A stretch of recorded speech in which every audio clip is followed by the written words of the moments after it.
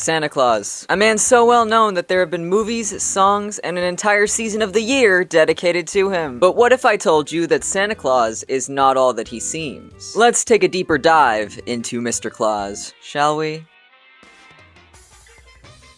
To make a long story short, the concept of Santa Claus actually originates from the 4th century Greek Christian church as Saint Nicholas, known for his generous gifts to the poor. This image eventually mixed with the 16th century English poster boy of joy and cheer, Father Christmas, forming one identity. However, as time continued, the British, Greek, Christian, and Dutch versions of him began to merge into one big guy. The name Santa Claus didn't even exist until 1773, when the US press used it as an anglicization of his Dutch name, Sinterklaas.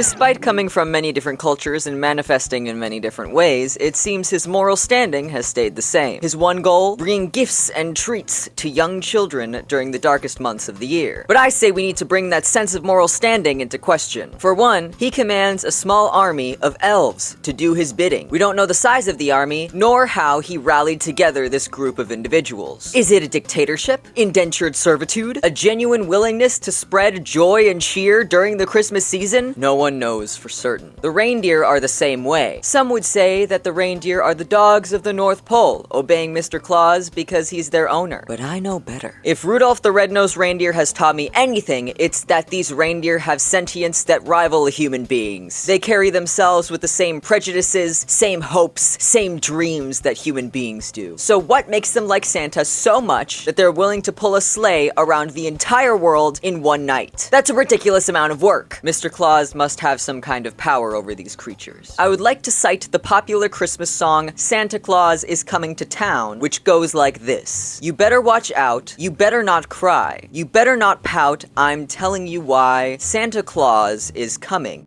to town. Does that not read like a threat to you? This song is not a cheerful example of the holiday, it is a warning. The writers obviously knew something we don't. They were trying to get it across to us without invoking Mr. Claus's wrath, but no one escapes his wrath. The song continues. He sees you when you're sleeping, he knows when you're awake. He knows if you've been bad or good, so be good for goodness sake. In one sense, it could be depicting him as an omnipotent god, able to see everyone's movements and desires at one time. But I raise you the common enemy of dystopian writings, the government. That's right, Santa Claus has a group of people at his disposal 24/7. Even if he was an omnipotent god with access to all the information in the world, he wouldn't need it. His elves could be on every street corner, in every house, wiretapping every bedroom of every child to make sure that they stay good. The CIA or FBI couldn't compete with the amount of resources that Mr. Claus has. And because he's technically not real and a folk tale, he can get away with it. So what does Santa Claus want?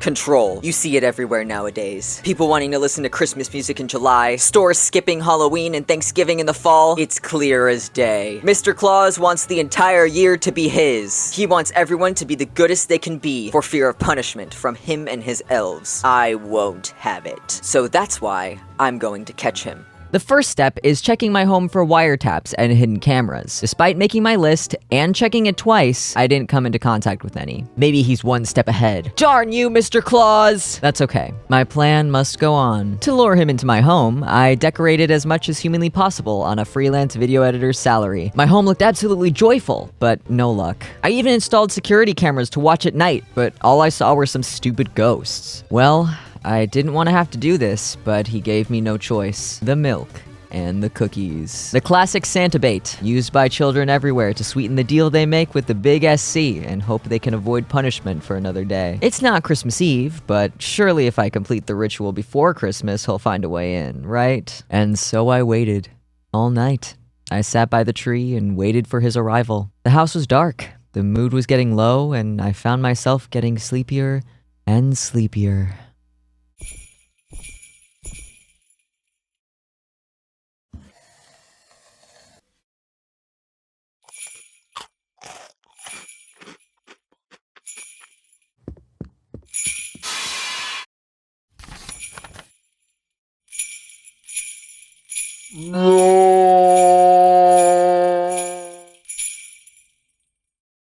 Thanks for watching my video. Subscribe if you like my face, and listen to my music if you like my voice. Important links are below. Bye!